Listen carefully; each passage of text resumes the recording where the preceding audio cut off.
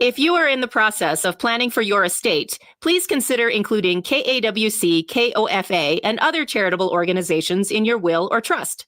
Gifts to nonprofit organizations in your estate planning can help continue your connection to the causes that are important to you. For information, call us at 877-838-5292. What's up, Yuma? I'm Johnny. And I'm Ronnie. And on today's program, we are going to be joined by Angela Bennett from Peak Wellness. We're going to talk about hormones, a little bit of holistic wellness. She has a wellness center here in Yuma, so she's going to tell you how you get your hormones in check. Let's get those fixed. Yeah, that's very important these days, especially with the food we eat. I agree. I really agree. And we're going to have Katie Drewek and Jessica Beltran, and they're piano and vocal teachers, and they can talk about how music can help kids with stress, anxiety, help your brain grow. Yeah, I need my brain to grow. So it's too small. Yeah, I need to grow. So stay with us for What's Up Yuma Radio, beginning right now on KOFA 94.7 FM. And you can also view our show on the Border Radio Facebook page and the KAWC YouTube. And don't forget that you can reach out by email at whatsupyumaradio@gmail.com. What's Up Yuma with Johnny Porter is sponsored by Yuma Electric Service, LLC, serving the Yuma area for more than 25 years. YumaElectricServiceLLC.com. Chili from Philly. Nick Papa Giorgio from Yuma. What's up, Yuma? Welcome to another episode of What's Up Yuma Radio. I'm Johnny. And I'm Ronnie. And on today's program, as promised, we have Angela Bennett, and she is from Peak Weight Loss and Wellness. And what really attracted us to her is this new wave of wellness, where it's not just you go to a doctor, you're going to get a prescription. And we're talking about this off air, Ronnie. There's other things available. There's cutting edge science, and there's different ways to treat things, which I always look to and gravitate towards. Like I was originally diagnosed with, I had depression and anxiety and stuff, and I didn't like what I was prescribed. It made me antidepressants. Yeah. I took them for 2 years. 2 years. I stopped. And I didn't just go cold turkey. You never want to go cold turkey. I got off of them with the help of a psychiatrist, and I haven't done that in 9 years. I haven't needed them because I found other things that fun. That's what we're talking about, like holistic other things. The way I got off was through meditation. That's what I mean. Exactly. Meditation helped me do that. But there's new things on the market, and that's what we're going to talk about right now. Because on What's Up Yuma, we're all about health, whether it's mental health. It doesn't matter. We want to keep this community healthy. So thank you for being with us, Angela. Yeah, thanks for having me. I love to be here. And one thing I noticed right away when she came in, absolutely perky, like so much energy. 10 a.m. She's like, sing. It's like she walked in singing, "I'm here." I'm like, got my sunglasses on, like, can you shh? Yeah. No, I know. I love it. I love the positivity. She's cracking up over here. So first of all, how long have you been here in Yuma, and what brought you here? So I've been in Yuma now for 4 years, and we moved here because of our family. And so we were in other states, and we decided it was actually our youngest son, Tristan. He came down here because when COVID happened, of course, he didn't have school. So he came down to be with his grandparents, and we thought that was very important to be around family. So he was here for 3 weeks. He wanted to keep staying, and he's a golfer. Okay. So he was golfing 5 days a week and said, "Mom, why can't we live here? I can golf every day." And so he was the one that our parents are here, grandparents are there. So he was the one that really kind of started us on the path of moving, because he's like, I can see them more here than when we live up in the other state. And I said, okay, well, that kind of makes sense. But what about school? And he goes, Mom, I can make friends anywhere. And plus, Yuma Catholic is here and it's a good school. So he was the one that started our journey. And I said, well, if you got accepted to the school, we'll move. And here we are. Sure enough, he did. So how old was he? At that time, he was 15. He was 15 at that time. Wow. Making some big decisions, and the whole family's going to follow.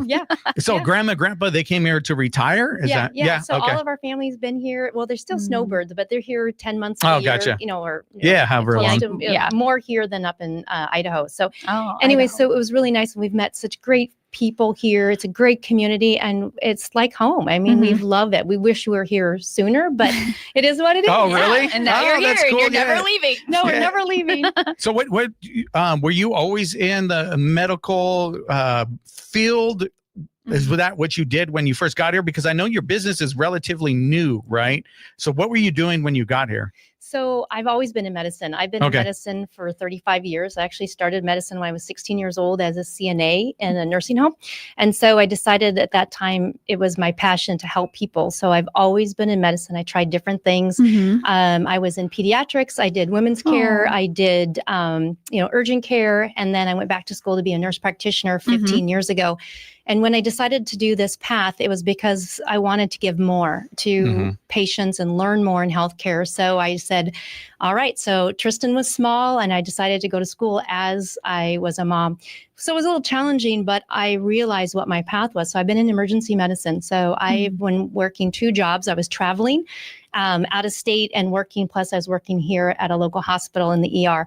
And then I decided with health and my own health and my family's health, I wanted to start offering, we needed to lose weight. We need to get healthy. So I started going back to school and I've been going to conferences and taking online classes. I got all these certifications. So in the last 2 years, I have 10 new certifications because I wanted to bring that to your family, to my family, to your family first, and then other people. So when you're 16, what originally drew you to the medical field or being a nurse or just helping? You said it was a retirement place. You were a CNA, CNA? Certified Nursing Assistant. Is that still available to teens now?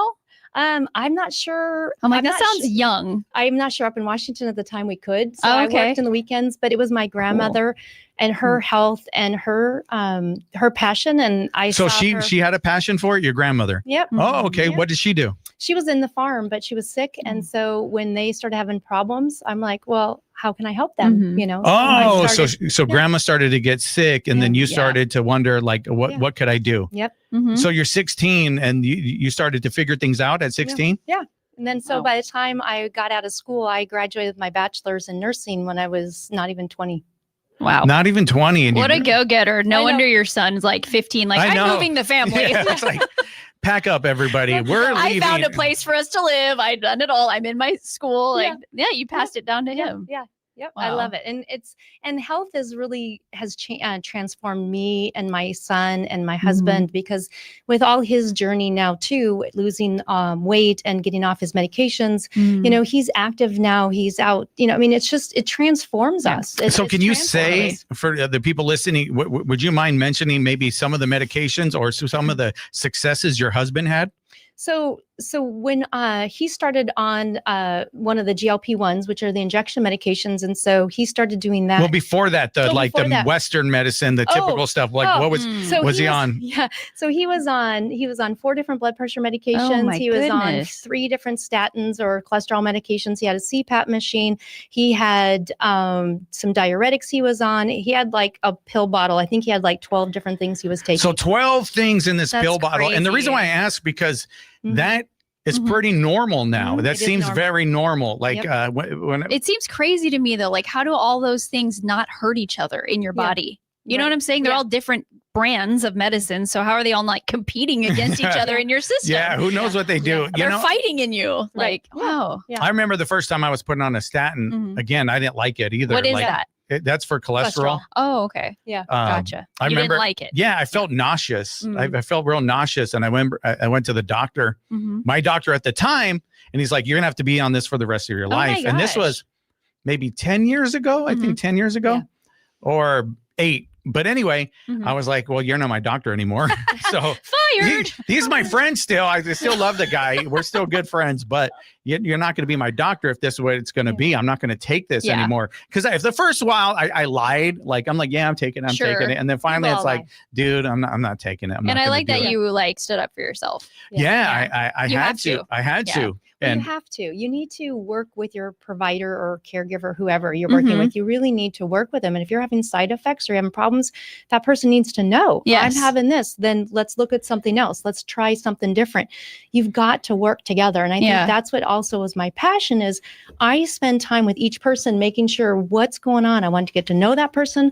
What are their side effects? What do you want?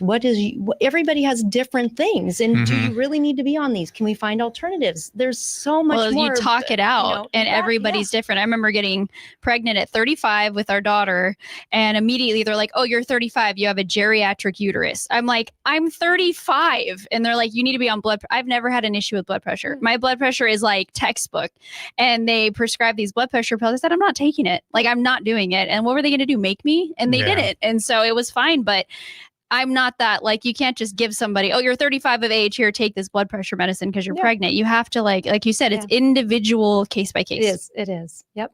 So your husband, he was on all of these. He has this whole pill jar. Yep. And then you said, okay, we're going to try something different. Yep. So what was the first thing? Was it the GLP-1? Is that what you said? That was the first thing you started on? Yeah. Okay. So I went, like I said, I went to school, I went to classes learning all these medications so that I could, prescribe it, not just for him. We also had some close friends. So I had about 10 people that we started this journey on together, and I was watching their blood counts, and they did the injections every week. And now he's down 82 pounds. Wow. His cholesterol lowered 55 points in 4 months. That's huge. He's off his CPAP machine, and his blood pressure's it was so low that he's getting, it was too low. So we had to stop his blood pressure medicines. And so now he just takes all the supplements and herbal things that I have in my clinic. And so we're able to put him on alternatives. So he is loving life. It's he's a new So he's a person. different person Totally today. different You could say that. I can. He's a totally 100% different person today. And I know there's alternatives for blood pressure. Shout out to my doctor over at Up to Par, but he gave me the CoQ10, 10, whatever, and he told me what to get. And then I took it for a month and a half, and then went back and got tested, and it was fine. Everything was okay. My blood pressure, everything, I was good to go. And it was like, wow, what is this? And he was like, yeah, this is research shows. So it's like finding and having those alternatives with those conversations. It's very important. Right. So you said there was 10? I had 10 people that started when I first started. So what is some of their successes? They're all same thing. Every single person has lost weight. They're off their medications. They're happy. They're exercising. I had one gal that she was waiting 8 years to lose weight so she could get surgery on her knee. And so she was so excited that now she's got her second knee done just 2 weeks ago. What? And she got her second one done 2 weeks ago. And then also with her rehab, we put her on peptides so we could cut down her therapy.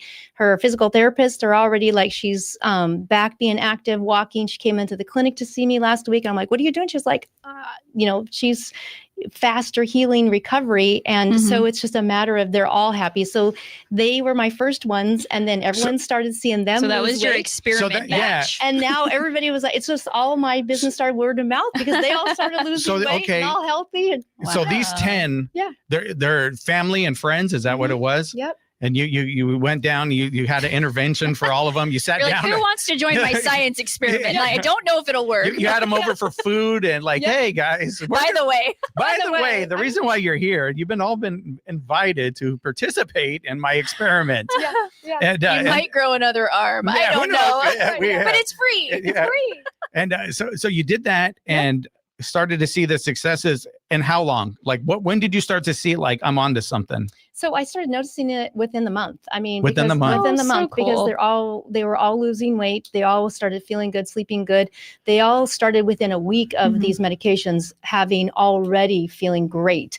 And so every month I would write down, I'd see them. Well, I'd see them every week, but I was writing down all the other things that are health benefits with these medications.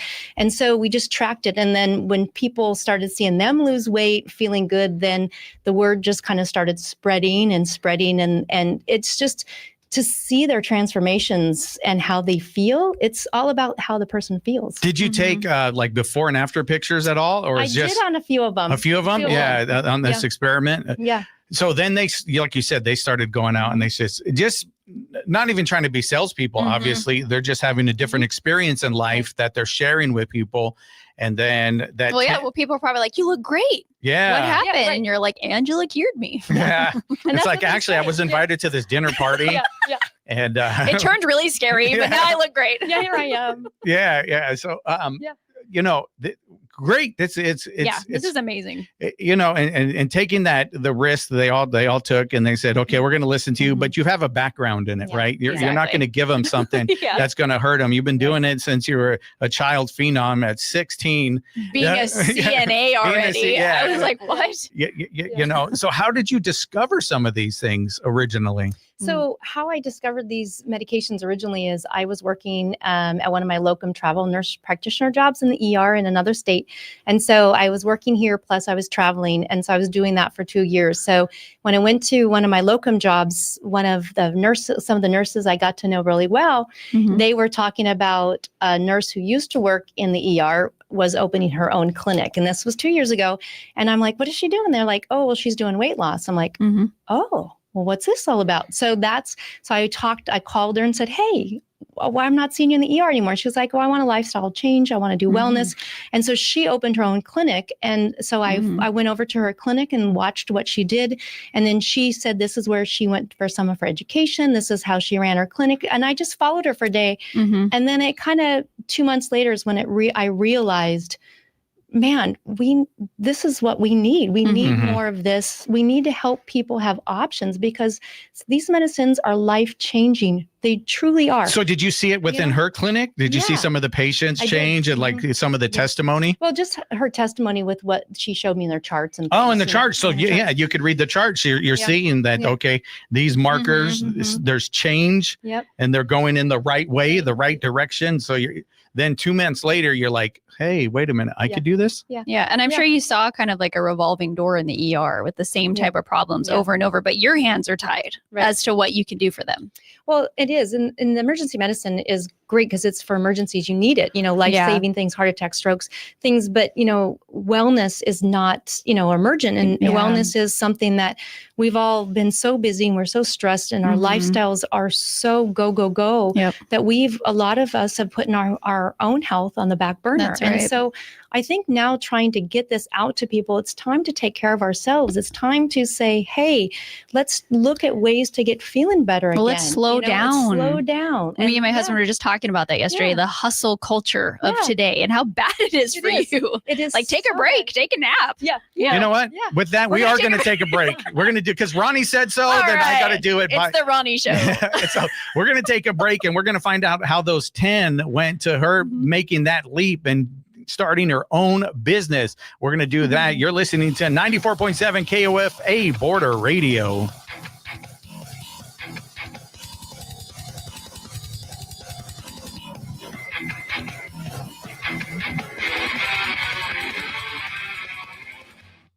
What's Up Yuma is sponsored by Yuma Electric Service, LLC, serving the Yuma area for more than 25 years. Specializing in residential and commercial wiring, services also include EV charging unit installs and solar-ready service panel upgrades. Information and consultation appointments at yumaelectricservicellc.com. This is 94.7 FM. I'm Juan Garcia from the KAWC Newsroom. The weather forecast for Yuma today is sunny with a high near 102, mostly clear this evening with a low around 80. The state minimum wage will increase in 2026. Arizona will require workers to be paid at least $15.15 an hour. For more details, visit kawc.org/news. Stay tuned for more What's Up Yuma with Johnny and Ronnie on 94.7 FM, KOFA Border Radio. What's Up Yuma is sponsored by Sunrise Cleaning, serving the Yuma area's residential and commercial cleaning needs. Sunrise exclusively uses eco-friendly cleaning products and provides specialty services such as solar panel, carpet, and RV cleaning.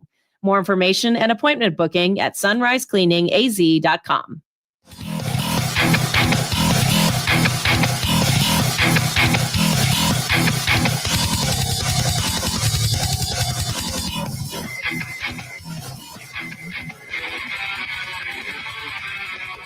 What's up, Yuma? Welcome back to What's Up Yuma Radio. We are here with Angela Bennett, and we're talking about the new, I guess, I don't know, I would say buzz in wellness, which is of more of a holistic approach. And because peptides are pretty natural, right? I think they exist in your stomach from the reading I've done. So we were talking about the 10 people that got invited to this dinner party, and they said, you're going to be my guinea pigs, and it worked. They said yes. So it's worked. And then how did you take that leap to start your own business? So because these people I started with and their friends started asking. So what I did in my house, we have a little casita out front, its own room. So I turned it into my own little business. So I started the business idea. So I'm like, okay, so I got a business license, did all the legal stuff, right? And so I got my outside room all set up. I had chairs and my blood pressure cuff, my own lab all set up so I could draw blood. Do all that. And so I just, had it set up office hours. So I only did it 2 days a week because I was still working in the emergency room, which I still do now. Really? You still I do? didn't know that. Yeah, just part-time, I'm kind of going from 2 full-time to just part-time. Okay. And so I started it there. And so then I had more people come over and it's all personal calls. I don't have anyone answering my phone. It's me and no answering machine. So I just call everyone back personally and talk to them when we can get them in. And so I just started in my front separate room from the house. And from there, I grew and got busier and got more word of, and it was just all word of mouth. Everyone was happy. They got good personal one-on-one care. And then I went to separate location. And now 2 months ago, I was able to get my own place. So I have my own place now. Congrats. So you're out in the foothills, I'm in correct? the foothills on South Fortuna Road. So you got your own place. You made that leap, which could be very scary, but you're seeing the successes. You're like, I got to do this. Yep. Were you getting like too big for your little house? Is that what it was? Like you need more stuff. You need more I wanted equipment. to add, I wanted to add on more services and to do IV therapy. You need an extra room, you need recliners and that's true. The fluids and all that. So because with health, I was having patients that were having like kidney stones or dehydration or were really immune compromised. So I could put an IV in, and that's why I needed the space. Is IV therapy is very wellness, oriented because you're putting these medicines into someone fast. It's bypassing the stomach, bypassing liver. So I wanted to get that involved because there's a lot of other things like NAD and glutathione and ALA. These are all other great ways to detoxify the body, to heal the body. And we need to give that to patients. So I needed more space. You needed more space. I needed more space. And that's another leap to sign a lease, Oh, scary. Scary. Absolutely. And, is this the right thing? Is this the right place? All those questions will go through your head. So you mentioned some words that I can't pronounce besides NAD plus. I know that one. We know the acronyms, like the little abbreviations. Yeah, are like, it's easy to say. And we were talking off air, the NAD. I know that stuff works because my former co-host, Russ Clark, he started doing it and it was night and day, like the person he was. And I was glad because it was like getting scary there for a minute, like how much he was forgetting and stuff like that. So what are some of the cool things on the market right now? I'm going to call them cool things, medicines that are kind of cutting edge and that you think people should be taking right now to help their health and their overall well-being. So I just got back from a big conference. I've gone to 2 conferences in the last 2 months on, peptides and wellness. And when you were talking peptides are in our bodies and we have thousands of peptides. Oh, okay. And there's different peptides for different areas of the body. So we have certain peptides for brain and then heart and then kidneys and the gut. And so depending on which peptide works for different, areas of the body for healing. So right now for detoxing our body, we have glutathione, which is the best detoxer. It's the best detoxer you can put into your system. And the best way to do it is IV. You can take supplements, but it's just true. The literature shows you just don't absorb as well unless it's liposomal or covered in something to protect the gut. So anytime you can do glutathione, ALA, these are all great products. NAD, for instance, there's, I offer in my clinic sprays, we offer, injections, you do IVs, but truly, really for anyone who's looking at wellness and age prevention, disease prevention, there's the peptide world is really the way to go. If someone wants to say, I want to take care of myself now, we need to look at what is the most I call it bothersome. What is bothering you? What's hurting you? Are you in pain? Are you can't sleep? Are you have anxiety, depression? What is the first thing that is bothersome to you for your health?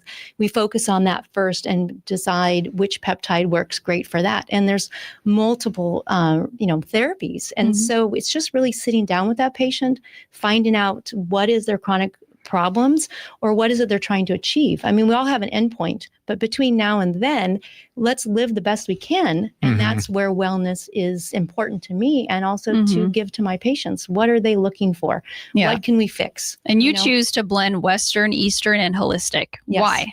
I believe it because, everybody comes from different backgrounds and different ethnic backgrounds and beliefs. And so sometimes you do need medications for specific problems. But some things, like for instance, and this is truly my belief, is statins are great for some people, but really, truly, it's not. There's side effects. It's liver problems. The studies show that long-term statins cause Alzheimer's dementia, causes rhabdomyolysis, which is breakdown of muscle. You can actually, I have supplements that are a 3-stack supplement that you can take to lower cholesterol naturally without the side effects. Same thing with the brain. There's 2 peptides we can use to help people prevent, help with clarity and thinking and slow down Alzheimer's, slows down dementia. We all have aging parents. Yeah. Wouldn't it be nice to have our aging parents be able to not keep declining and to slow that progress? And I think that's where it comes truly for me in my heart is I have friends and family and I see what this is helping them. And so if we can offer this, why not try these therapies? We have nothing to lose. There's no side effects, right? So we all just get frustrated with medicine, but some medicines we do need, right? And so we've got to put them all together. Yeah. So you were mentioning off air, you're talking about you've had people come into your clinic with maybe an injury, something they're getting therapy for, and there's certain peptides that help with that. Go ahead and explain. Yeah. So when we talk about rejuvenation and medicine, and so especially, like ligaments, tendons, muscles, bone, the peptides, there's certain peptides that work depending on if they've had a surgery. So I've got a lot of my patients that had like knee replacements. And so they're using certain peptides and they're actually able to show regeneration of the ACL, MCL, and muscles, and they're healing way faster with physical therapy. And even the physical therapists they're working with have called me and said, what are you giving these patients? Because they're healing so much faster. He's like, are you a witch? Right. And I had this one lady that, she's in her late 50s and they're like, you should never have healed this fast. Really? And, so it's like, they're telling her but that that's she's sad not, to me. Right? That's sad that they're saying, wait, you're healing too fast. Like we need you to still be, hurt so we can treat you. That's what she told me. She That's says crazy. They actually told me that. Angela said, they told me I've healed way faster than any. That How about good job? How about right? So, and that came from the place where she was getting therapy? Yeah, her physical therapist. Her therapist told her like, this is not normal. This is not normal. Wow. Yeah. So what are some of the other things on the market right now that help? You said with the brain, and then I want you to talk about that, and then also talk about what I need because I get anxiety. You need the brain thing though. I need brain too. Yeah, I'm working on it, trying to get sleep. Yeah. But I'm gonna get the brain thing. But also talk about calm. Yeah. So one of the things, again, I know I'm repeating myself, but coming back from these conferences, there's so much research on calm. And so when we have a lot of patients with anxiety and depression, and we're all just, as I say, ramped up. It's a fight or flight. That's what I've learned, right? That we're in the fight or flight where like back in the, if you're in the jungle, right, you have it because you're getting chased by a saber-toothed lion or whatever. And a woolly mammoth. Yeah. And then but once it stops, you're right. You're back to normal again and you're breathing. But now I'm in fight or flight when I get an email from a client, and it's like, it's like, so what's happening is, we need the fight or flight, right? But then for some of us, we can't get normalized again, right? So we're constantly running high. Our cortisol levels are high, our adrenals are high. So when you're constantly running like this, it takes a toll on your body. So you have chronic inflammation. So when you have chronic inflammation, you actually got to look at the cell. So when we talk medicine, it's cellular medicine. It's looking at the cell. There's parts into the cell, mitochondria, the Krebs cycle. We have parts to the cell. You have to fix the cell in order to fix everything else, right? It's a stream. So we have to look at this, fixing that with different medications. And that's why the peptides work great. But for calm, for instance, we have so many great medications that are in the peptide field that actually you can calm patients down. You don't get the sedative. Like in medicine, we give benzos, we give all these prescription medications that cause side effects, and you just, you're drowsy or you just feel crappy. So now we can give medications that you can take while at work. You don't get, sedative. You don't go groggy. You can just make it through your day. And And that's the benefit of Calm. It's a great peptide that keeps you more like this all the time. Wow. You can't overdose. You don't get addicted to it. And again, no side That's effects. huge. Yeah. The other thing is energy too. We're all just go, go, go. We have a peptide we can actually take every day that it's just a small dissolvable in the cheek. Mhm. And within 45 minutes at the most people get it in 20 minutes, you've got a little boost of energy. You can focus, you can get through your day, you can get. Because focus is another big one, right? Right. People are, we're like doing this. We're like, oh my God, I got to do this. And what you're talking about with the energy, most people go to caffeine. Yeah, which is so addictive. It's very so addictive. Bad for you. Right. And then you crash. Yes. So instead of going up and down, Oh, so there's no crash with these things. Yeah. You're not crashing. You get that boost. You're doing that. So I was at the gym this morning and a commercial came on for Red Bull. Yeah. Right. Yeah. And so Red Bull is what I used to use to be able to. Yeah. Yep. But I hated the crash. The crash was horrible. And the headache. Yeah, the headache, the crash. I feel yucky afterwards. And it's like, oh my goodness. But every once in a while, I'll go get it because it's like, if I'm not going to go get this, I'm not going to be able to make it through this meeting or this blah, blah, blah. Now you need the chewable. Yeah. Or whatever she said, the dissolvable. Yeah. That's crazy. Yeah. Like how easy that is. And it's nice because, again, you're putting something in your body natural. That's a peptide that, again, it's absorbed sublingual or under the tongue. And so it's bypassing the stomach, it's bypassing the first pass of the liver. So you're getting so much more absorption in a very small amount. And so, again, we're giving the body what it needs and not having the side effects. And that's the benefit of cellular medicine. Really neat. Yeah. So we're going to be wrapping up right now. Anything you want to leave Yuma with right now before we go? Hey, I just tell patients and everyone, hey, if you want to try something alternatively or putting, a little bit of everything together, just give me a call and come in and see. It doesn't cost anything for a free consult. Oh, sweet. All right. It's free. Thank you so much for being with us. I really appreciate it. I listen to learned you a all lot. day. Yeah, I have so many more questions. Me too. But yeah, so but not enough time. Not enough time. But thank you so much, and we'll be back right after a quick break with who do we got? Jessica. The piano players. Yeah, the piano players. Jessica and who else? Katie. There we go. Got to look at my notes. All right, I'll get my act together on the break. You're listening to 94.7 KOFA Border Radio. Fostering Hope Yuma presents Step Into the Story, its annual conference that supports and raises awareness about the challenges and rewards of fostering children. The event takes place on September 20th at the Yuma Civic Center, with childcare available for foster and kinship families. Information and registration are available at fhyuma.com. Hi, it's Maria Hinojosa from Latino USA. You have so much information at your fingertips. Don't you sometimes feel overwhelmed by it all? Here at Latino USA, we know that your time is valuable, which is why our team prides itself on producing original stories that you won't hear anywhere else. Check us out and share us with your friends and family. Thanks for listening. Latino USA airs on Sunday mornings at 10 a.m. on KOFA Border Radio 94.7 FM. The Yuma County Library District will present the Manhattan Short Film Festival at 6:30 p.m. on September 26th at the historic Yuma Theater. Attendees can view and vote for their favorites of the films, which were selected from approximately 1,600 entries from 75 countries. More information about this event and others is at yumalibrary.org.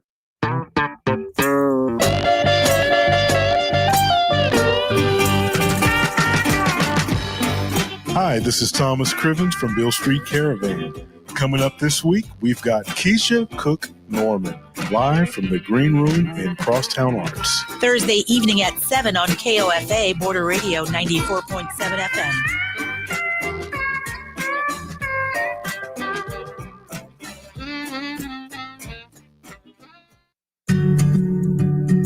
I am Daniel Corr, proud president of Arizona Western College. I value what KAWC brings to my life. I value being able to turn on the radio, and even if it's for a short snippet, get caught up on the news of the day.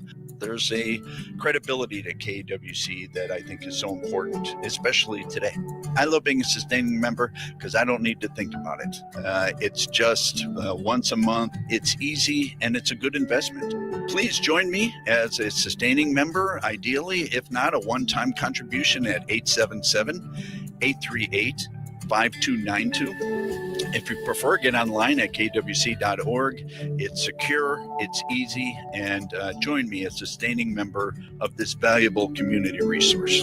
Hi, everyone. I'm Daniel Core, proud president of Arizona Western College. You are listening to KWC 88.9 FM, and it's a great day to be a Matador. Here's an invitation for you to join the party here at the Retro Cocktail Hour, where the swinging sounds of the Space Age Bachelor Pad come alive. Every week we serve up classic tiki tunes, private eye jazz, groovy bossa nova, and other incredibly strange music. I'm Daryl Brogdon. Join us for a hi-fi highball, the Retro Cocktail Hour. Saturday evening from 7 to 9 on Border Radio, KOFA.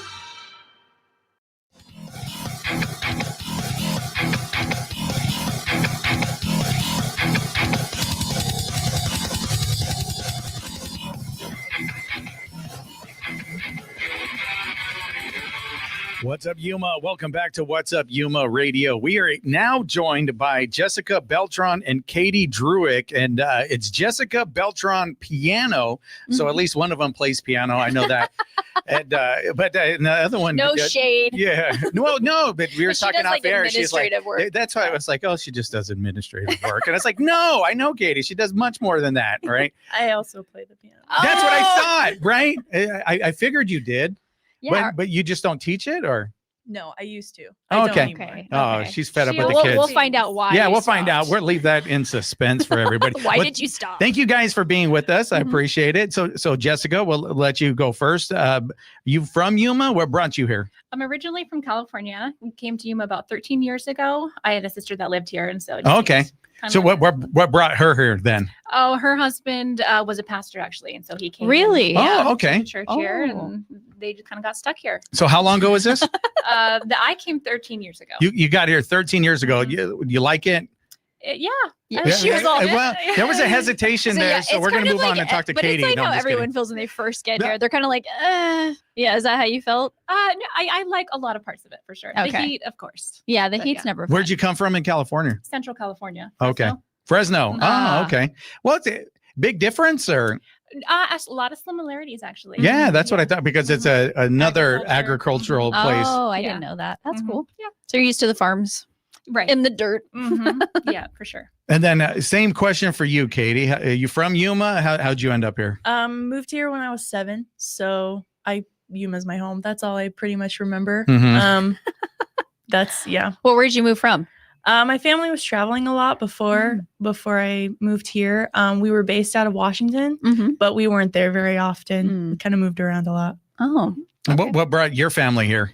My dad is the pastor. So Katie's actually my niece. Oh my gosh. No clue. Yeah, I did not know that. Neither. Okay. We did not do our research. My mom is her sister. And so that's my family is the one who moved here first. Oh, okay. So your dad is a pastor. He was, yes. Oh, he was. Okay. So what was that like growing up? Interesting.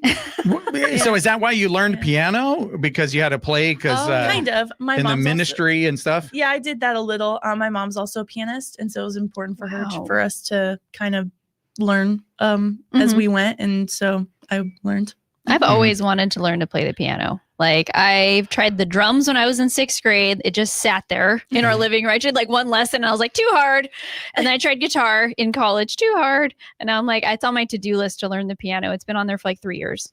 and I hear piano's a good one to start with if you're going to want to play guitar or anything else, that you should start with piano. Right. I'll let you both, whoever wants to answer that question, why? A piano is one of the, I don't want to say easiest because it's not easy, but it's one of the easier instruments to learn the basics of. And all of the basics that you learn in piano will translate to any other instrument that you learn. So what are some of those basics? Go ahead. If you want to go to drums, you learn rhythm. Okay. It's easy to learn on piano rather than hitting all these drums. You know, It's so If true. you want to play guitar, you're learning chords on piano, but you're not having to figure out all the fingering for the chords. You learn all about chords and how to read music, and that translates to guitar. And reading music, you learn both clefs, treble clef, bass clef, and that'll translate if you want to go to violin or if you want to go to trombone. So it's like the foundation for everything. I should have started there. Right. You get a really well-rounded music education with piano, where any other instrument is a little bit limited. Yeah. So if her parents would have bought her a piano instead of a drum I'd be set, like in the symphony right now. Should be playing with the orchestra right now and not doing the show. So piano, you said it's a foundation. You learn a lot from other musical, whether you said a violin, even I didn't even think about that. Like you could learn some stuff about that.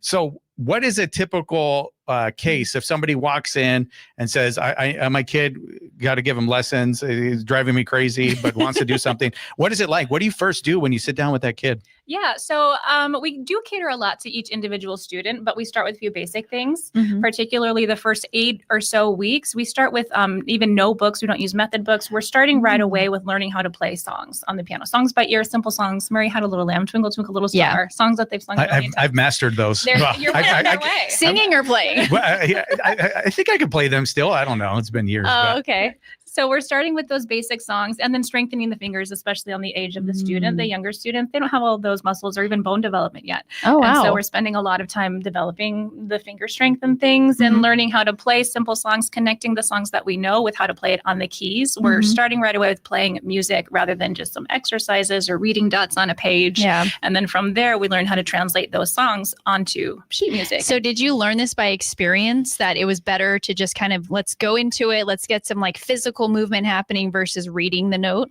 Yeah, a lot of trial and error, unfortunately, over 15 years of teaching, wishing I could go back, and teach everybody, all beginners differently. But just realizing over so many years of teaching that there are just some gaps, something's not connecting here. And then obviously studying other teachers around the world and what they're doing. Correct. And then a few years ago, realizing like, I think this is the gap and this is what. And you switched it up. And you switched it and you started to see some success by switching it? Yeah, for sure. Oh, okay. So what are some of those successes, like retention, like keeping the kids longer as a client maybe, or just keeping their attention longer? Like having the students be more engaged. They're more so engaged. excited to play songs. In the first, some students, the first week, the first lesson, they might go home learning most of a whole song. Wow. Whereas before, so many, my teaching was based on like reading out of a method book, learning how to read these notes. And they Is that how you learned? Yes. That's how you learned. Okay, so let's transition real quick to what got you into playing piano. So it's You your started sister, at 8 years old. Right. and your sister played as well. So is older sister, younger sister? She's older. So Older, we come okay. from a large family. There's 9 of us. 9 Wow. siblings. So you guys were like a whole traveling band at one Sort point, of. right? We only did Who played the piano. banjo? Yeah.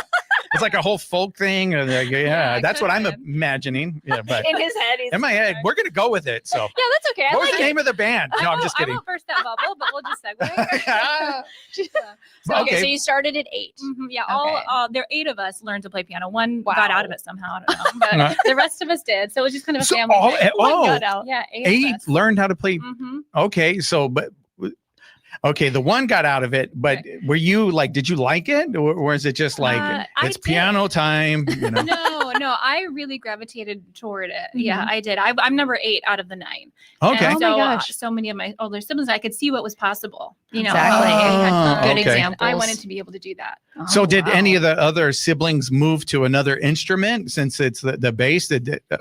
Yeah, one, like some of them tried violin. I have a brother who has now moved on to like anything and everything. He's taught Wow. himself how to play. That's so cool. much. Mhm. Yeah. Yeah. I always say that about my husband. Like he plays guitar and he can just hear it Yeah. and then play it. And I'm like, how do you do this? Like Yeah, I don't I'm a one-trick understand. pony. I only do piano. So you said your brother? What else does he play? Give us some juicy details. Pretty much anything. Cello. And Cello. Oh my instruments. gosh. Yeah. That's cool. He also Yeah. orchestrates now. So Mhm. like Oh, he writes his own music, orchestrates. Where does he do this at? Like a prodigy. Where does this Across the magic happen? country. Oh, Yeah. we got to So travel. he lives out of his van. No, he doesn't travel, but he just lives in North Carolina. North Carolina, and so he took Cool. this the foundation and then really took it to the nth degree. Right. And so he's writing his own music. That's got to be rough. That sounds hard. No? Have you So- ever written a song? No, for like my beginner students. simple songs, okay. not anything crazy. So you started playing at 8. It says by 12 you were playing for your church. Right. Did you Mhm. enjoy that? I enjoy what I learned from it. Mhm. It was a little like that stressful at the answer. time. Just all in. Because you're 12 Right. Yeah. and you're playing in front of people at a Right. church. And it How was big is the small. I mean, congregation? it's Oh, okay. 100, 200 people. But still, I would be nervous. Yeah. Oh, yeah. At 12. Yeah, there were nerves. You don't want to mess up, Right. you know? hmm Okay. Yeah. So I learned a lot for sure. So you're up there playing. You're getting past the nerves. Mhm. Was there a time when you kind of settled into it? Yeah, for sure. I mean, it took a while, but that was one of my strengths is sight reading, being able to just sit down and look at music and be able to play it. And so I had that going for me. So that at least was helpful. Mhm. So were the other brothers and sisters playing in the church band? So there was a band. I was right. There was a ministry is what you call it. At But, one point. Oh, Yeah, you did have an orchestra? Too conservative to have like a band. We can call it a band. Oh, okay. So but there were violins and trumpets and things. Wow.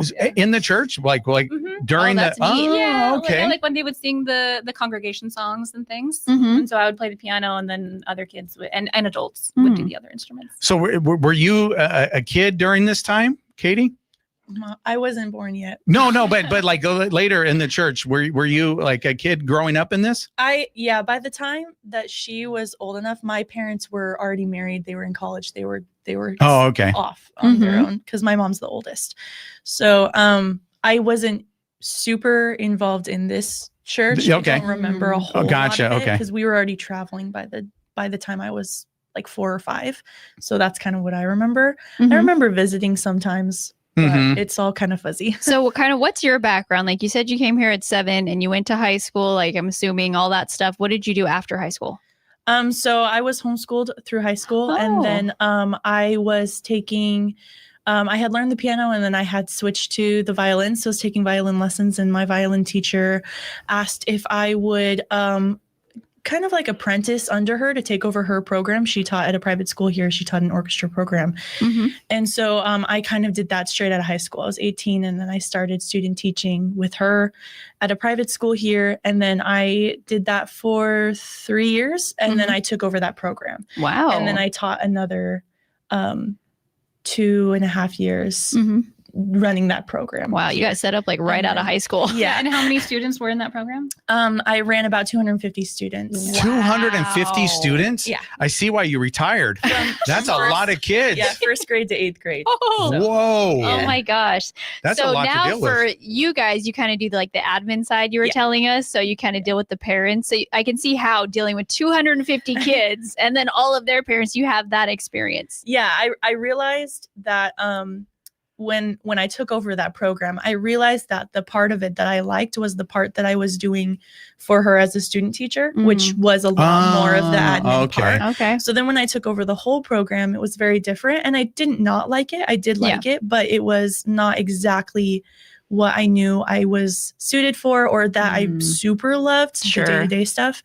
So when I left, I knew I wanted more of just kind of the core, making everything fit and making sure everybody gets You it like being a part of the process, making sure, like everything's like you said, running smoothly. The T's are crossed, the I's are dotted, and that's needed. Yes, that's definitely needed in a business, and that's pretty cool that you could do both because you have the music knowledge, right? So you can answer probably a lot of questions on the administrative side and still be part of this team. And that's what we're going to find out. We're going to take a quick break, and we're going to find out how this came together as the team. Niece, right? Niece okay. and aunt. Niece and aunt. That's so cool. We'll be back after this. You're listening to What's Up Yuma Radio on 94.7 KOFA Border Radio.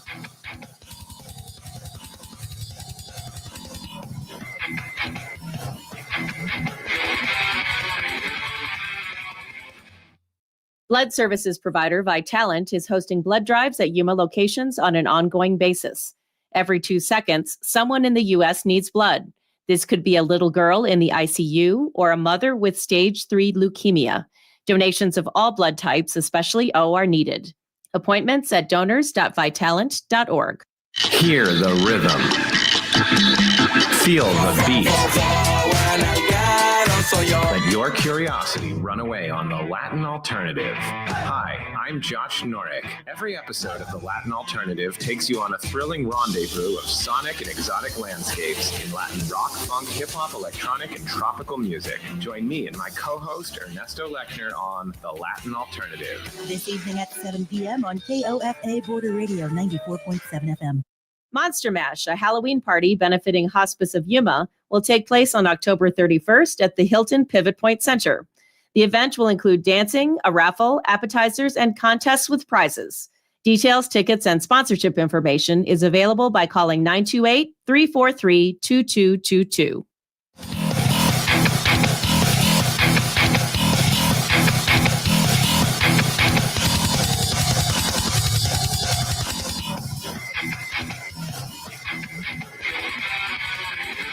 What's up, Yuma? Welcome back to What's Up, Yuma Radio. We are here with Jessica and Katie. And before we went to break, Katie, you were talking about that you had a lot of students and that you're not, you are very familiar with the whole structure. How'd you guys form that team? You know, obviously related, but when did it come like we need to come together and make something happen? And then I also found out there's more. There's also vocal teachers and stuff. So tell us how that started. Very recently, we came together. I started like it was yesterday, and yes, exactly. No, but Today's it was our grand close. opening. I think I have only been working with the studio for like a month and a half. No, 2 months now. Yeah, they're very new. Summer.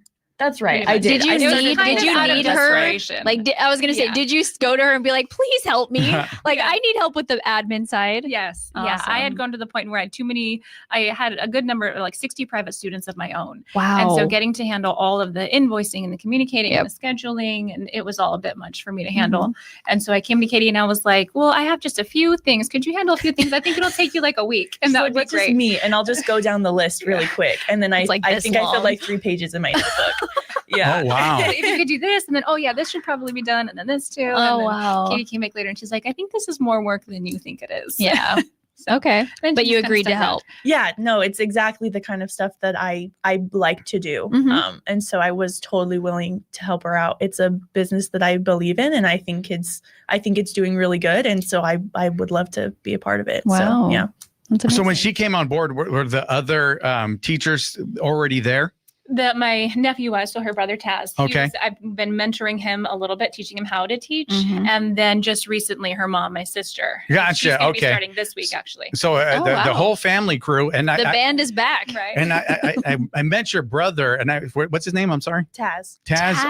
I met him. How do I forget that? That's crazy. That's a cool name. I met him with Chris, and he was talking about something cool, like he wants to do movie scores because Chris obviously is a film and does all that. And is he still doing that? Is he still trying to? That's pull that? definitely his aspiration. Yes, he still writes. Cool. He still works on it. He does a lot of like in-depth dives into film scores, and yeah, he's definitely Danny Elfman and Clint Mansell. He's the next and, like, Danny Elfman. Yeah. Taz. Very cool. So you got this. So you put this together, and did you want to always have vocal as part of this? For a while, for a few years, I've wanted this to be something bigger. Mhm.